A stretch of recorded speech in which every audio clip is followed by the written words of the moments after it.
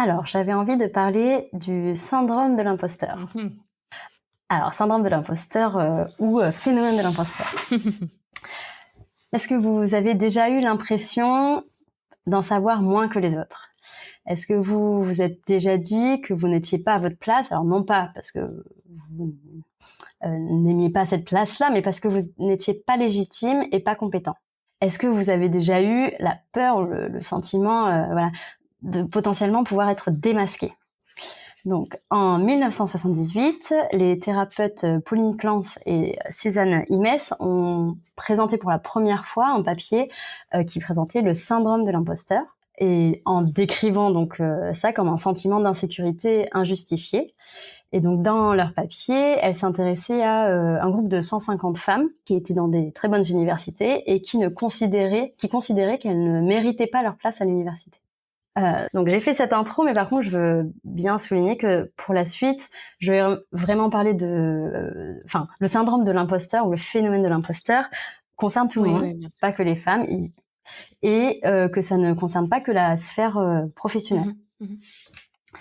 Donc certains articles préfèrent parler de phénomène plutôt que de syndrome pour souligner que ce n'est pas un trouble psychiatrique, ou un trouble mental. C'est un phénomène qui est relativement répandu, et surtout, donc ce n'est pas une maladie et ce n'est pas permanent. Ce n'est pas un état permanent. Ça passe. Ça finit par passer. Et donc c'est une tendance à se sous-estimer, à considérer qu'on trompe son entourage sur ses compétences, Ouais. et une certaine peur d'être démasqué et une peur aussi de l'échec. Donc il y a 3 caractéristiques qui sont mises en avant. Donc l'impression de ne pas mériter sa place, de ne pas être légitime. Donc là, moi, ça m'a fait penser, par exemple, à mon master 2 là, quand mes encadrants me prenaient pour la référence statistique, alors que je me considère absolument pas légitime, ou même le début de thèse. La deuxième caractéristique, c'est l'attribution de sa propre réussite à des causes externes. Donc, si on réussit, c'est grâce aux autres, mais si on échoue, c'est de notre faute. Ouais. Pareil, pour essayer de faire le lien avec moi, par exemple, dans ma thèse, j'ai une directrice de thèse qui m'encadrait très très bien, donc un bon papier ou une présentation, non, mais c'est parce elle m'a bien coachée. Et par contre, si ça se passait pas bien, j'ai pas assez travaillé, je travaille pas assez vite, je sais pas, voilà. Donc un peu l'impression, quand ça se passe bien, que ça a la chance, c'est qu'on est là au bon moment, au bon endroit, et que sinon, si c'est pas bien, c'est de notre faute. Et enfin, donc la peur d'être démasqué, voilà ce qu'on a dit tout à l'heure, le fait d'être un usurpateur. Et donc Lou Salomon là, a fait une conférence TED dessus. Elle parle des Fantastic Four. Donc c'est anxiété, perfectionnisme, manque de confiance en soi et peur de l'échec. Mais donc pour faire un peu la différence, le sentiment d'imposture est différent. Enfin, en tout cas. Moi, c'est comme ça que je le vois, du syndrome de l'imposteur. C'est-à-dire que tout le monde peut avoir le sentiment d'imposture, ça arrive. Après, le syndrome de l'imposteur, c'est quand ça devient vraiment handicapant, paralysant. Donc peut-être... Oui, tu nuances un peu, en fait. Voilà, c'est D'accord. ça. Et puis finalement, donc ce dont je vais parler dans la suite, c'est peut-être un peu plus du sentiment Oui. d'imposture, qui est très répandu. Je pense Ça, que c'est tout le sûr. monde l'a vécu au moins une fois dans sa vie. Oui. Voilà, ça peut être aussi C'est vrai. dans ce cadre-là, quoi. Et donc, vers la fin des années 70-80, il y avait certaines études qui ont montré que c'était surtout les femmes qui étaient très diplômées en début de carrière qui avaient ce syndrome de l'imposteur. Finalement, les études récentes montrent qu'il n'y a pas vraiment de lien entre l'âge, le sexe, et puis c'est peut-être aussi le fait qu'on en parle un peu plus, on ose plus en parler. Ça, c'est une bonne chose.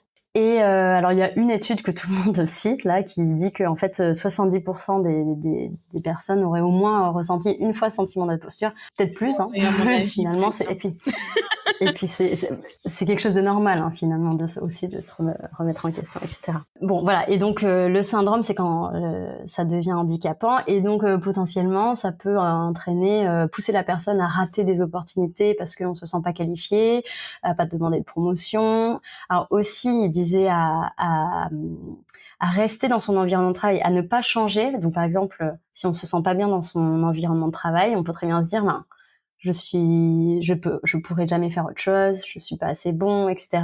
Et donc, à encourager cette sensation de mal-être, quoi.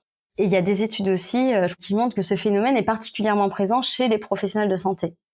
Donc, bon, je pense que, voilà, professionnel de santé, c'est vraiment infirmier, médecin, tout ça. Et c'est vrai que, en fait, ils ont une position d'autorité en fait quand on va à l'hôpital ou quoi que ce soit, donc on a l'impression qu'ils savent tout, qu'ils ont la réponse à tout, etc. Alors que c'est aussi des humains, la science évolue, il y a des choses voilà. Donc il y a un test qui s'appelle le test de Clance. D'ailleurs c'est la thérapeute qui a parlé la première fois de ce syndrome qui est disponible. Bon, je l'ai regardé une fois qu'on nous a déjà introduit toutes ces notions là. En fait, c'est assez facile de répondre en fonction de ce qu'on imagine.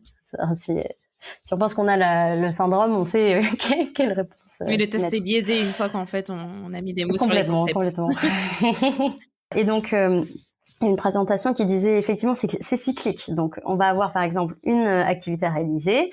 On va ressentir une sorte de doute, de stress, d'anxiété. Est-ce qu'on est capable de réaliser cette activité? Est-ce qu'on va pas se tromper? Deux comportements qui peuvent être caractéristiques, c'est la procrastination, donc le fait de en fait repousser au maximum le moment et l'échéance, et ce qui va en fait nous donner une excuse pour échouer. C'est-à-dire que c'est une sorte d'auto-sabotage pour justifier son échec, parce qu'on est persuadé presque qu'on va échouer. L'autre comportement, c'est plutôt la surpréparation. Donc là, on pense qu'on n'est pas assez bon, donc on va bosser un maximum pour pas passer pour un imposteur. Donc moi, c'est plutôt ça. Quand Moi j'ai aussi. donc, typiquement, voilà, la première fois il me met encore parfois, où je relis des papiers, je revis des papiers où je comprends pas trop, j'ai besoin de travailler beaucoup trop longtemps dessus, ou la première fois, on m'a demandé de juger un rapport de stage. Je pense que je l'ai lu 5 fois. Donc, c'est deux comportements qui sont opposés, mais qui finalement répondent à un même stress en fait de l'échec.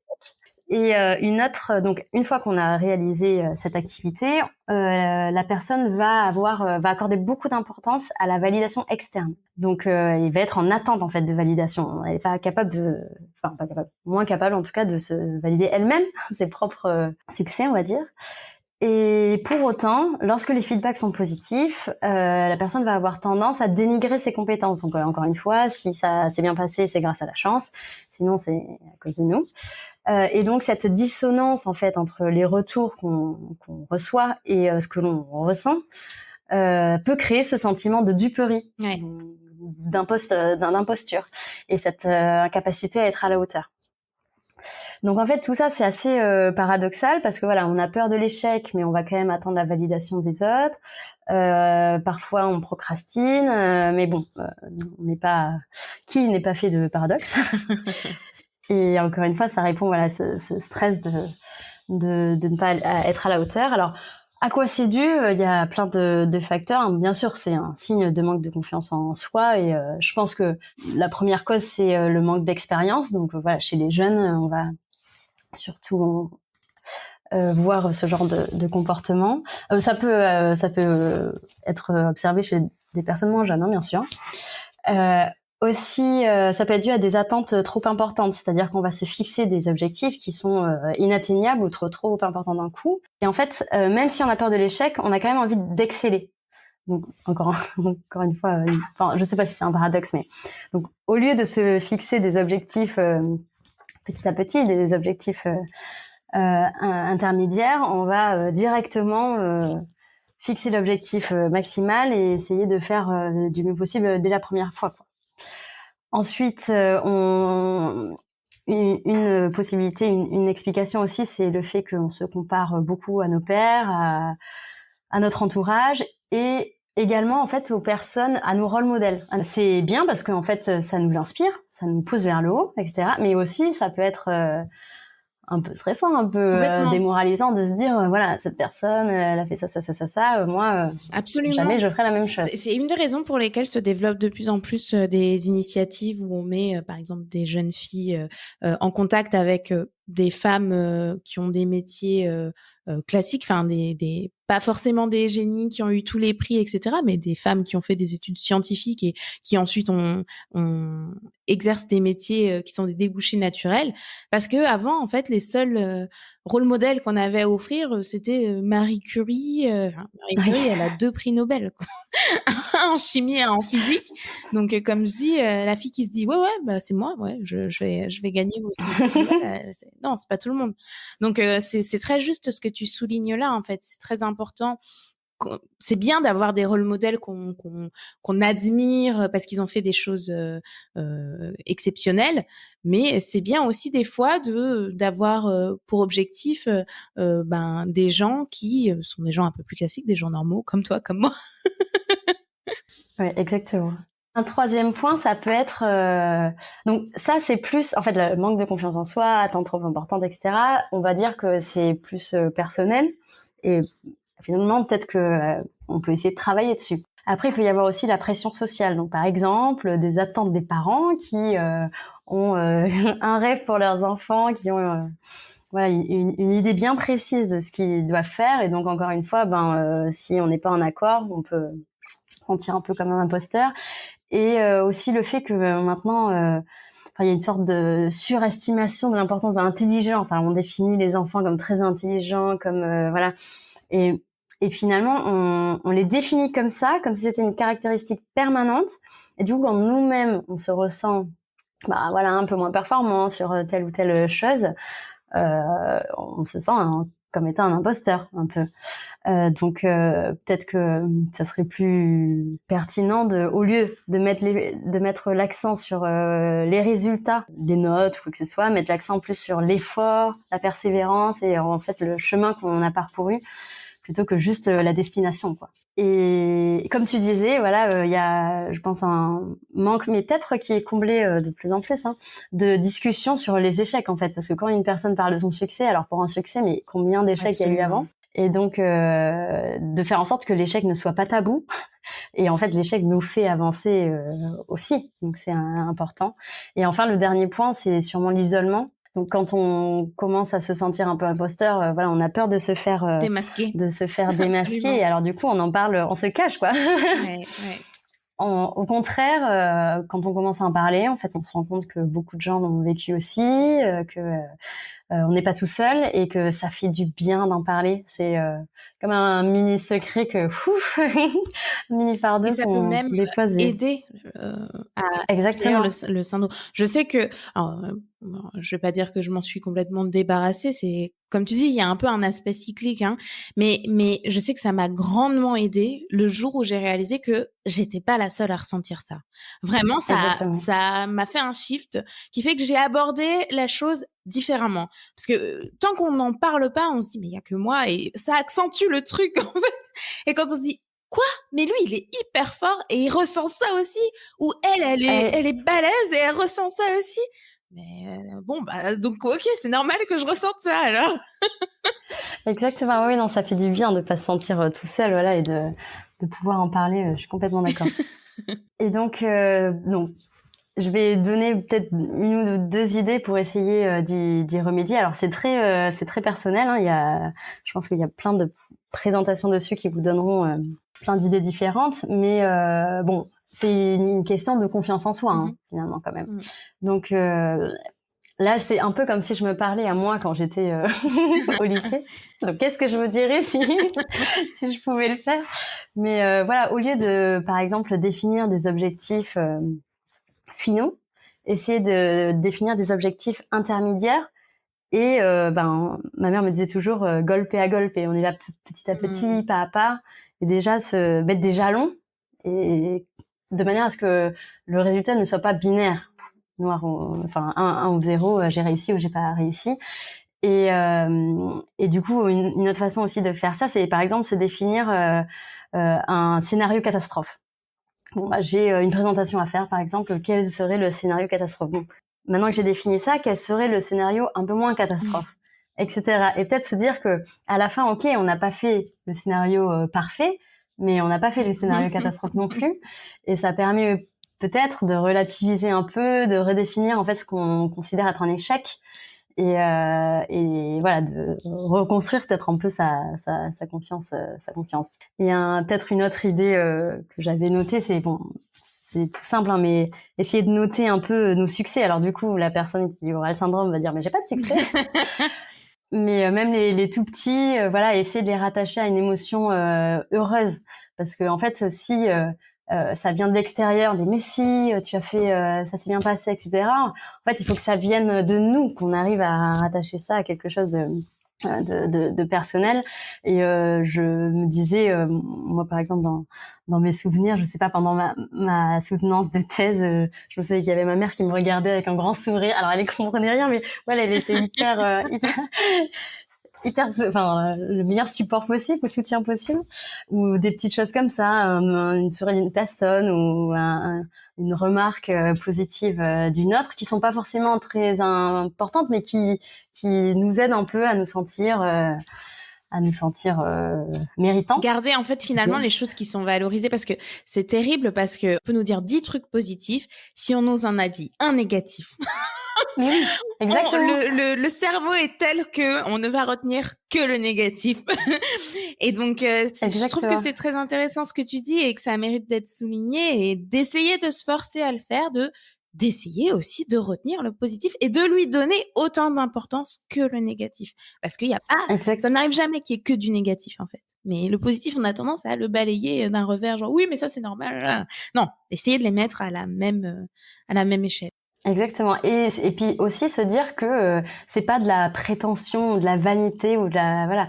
Bon, souvent les personnes qui se sentent imposteurs sont quand même assez modestes, donc ça va pas être les plus vaniteux, mais donc voilà, essayer de se réattribuer aussi ce qui dépend de soi dans la réussite, voilà, parce que parfois on dit c'est la chance, mais en fait ben si t'avais pas travaillé sur ce sujet-là, si t'avais pas su cette partie-là, etc., ça se serait pas passé comme ça. Donc c'est quand même dû à des caractéristiques individuelles, quoi. C'est pas que de la chance.